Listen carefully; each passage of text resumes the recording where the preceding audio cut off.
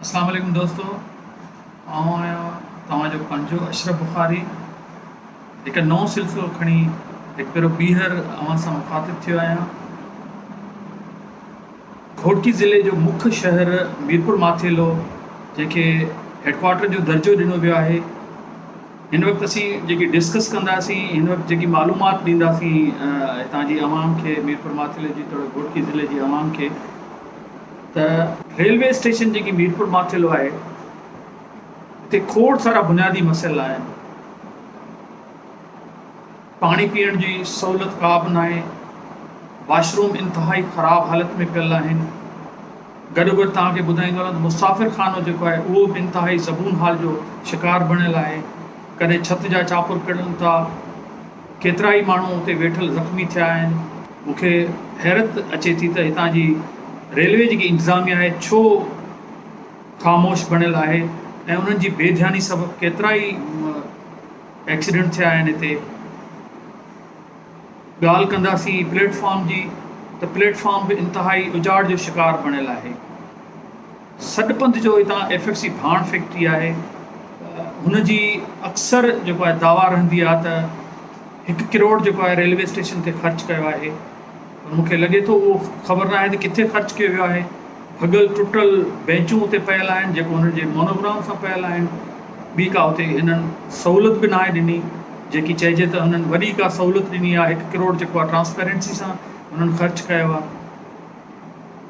ॿिए तरफ़ जेकॾहिं हितां जे सियासतदाननि जी ॻाल्हि कयूं त उहो बि हिते हिन ट्रेनुनि ते सफ़र कनि था।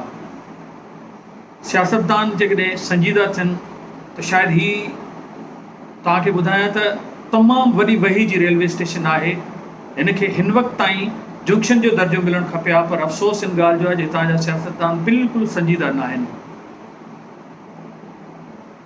इहा वॾी हैरानगी आहे त हू सफ़र बि कनि था, तॾहिं ॾिसनि बि था, पर पोइ बि जेको आहे पंहिंजे शहर लाइ जेको आहे हू नथा सोचनि त असांखे कुझु हिन स्टेशन लाइ करिणो आहे, पर तॾहिं बि कोन थो कयो वञे। हितां जा मुसाफ़िर इंतिहाई तकलीफ़ुनि में आहिनि। शहरी बि अचनि था, से बि जेको आहे साॻी ॻाल्हि था कनि त हिते का बि सहूलियत न आहे, हेॾी वॾी स्टेशन आहे, ख़बर न आहे त हितां जी ज़िले इंतिज़ामिया बि कुझु नथी करे। ऐं हुन सां गॾोगॾु मां हिकिड़ी ॿी ऐड कंदुमि ॻाल्हि त स्टेशन जी भरिसां हिकिड़ो पार्क ठाहियो वियो, जंहिंखे केतिरा ई साल थी विया आहिनि। रुॻो नालो आहे पार्क जो, पर उहो रुॻो उजाड़ जो शिकार बणियल आहे। कब्ज़ा माफ़िया कब्ज़ा करे छॾिया आहिनि, पर पुलिस बेध्यानु आहे। पुलिस तवजह बि कोन थी ॾिए त उते को कब्ज़ो आहे।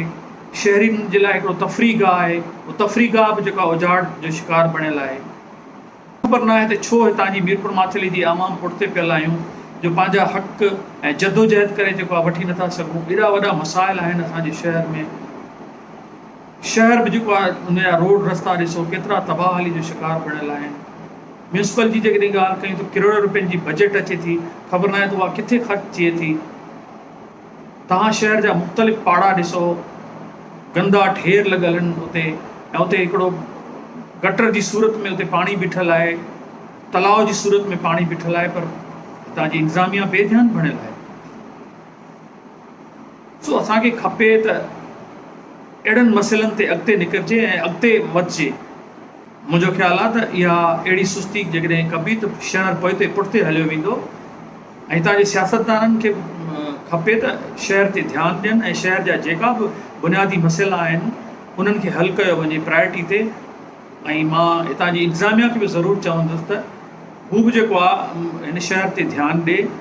एतिरो ज़रूरु चवंदुसि त असांजे सियासतदाननि खे वधीक तवजह ॾियणु खपे। हीउ शहर उन्हनि जो आहे, हीउ असांजी आवाम जो शहर आहे, ऐं असांखे खपे त गॾिजी उथी आवाज़ उथारियूं जीअं असांजे शहर जा जेका बुनियादी मसइला आहिनि उहे हल थी सघनि। ईंदड़ प्रोग्राम ताईं पंहिंजे मेज़बान अशरफ बुखारी खे ॾींदा इजाज़त।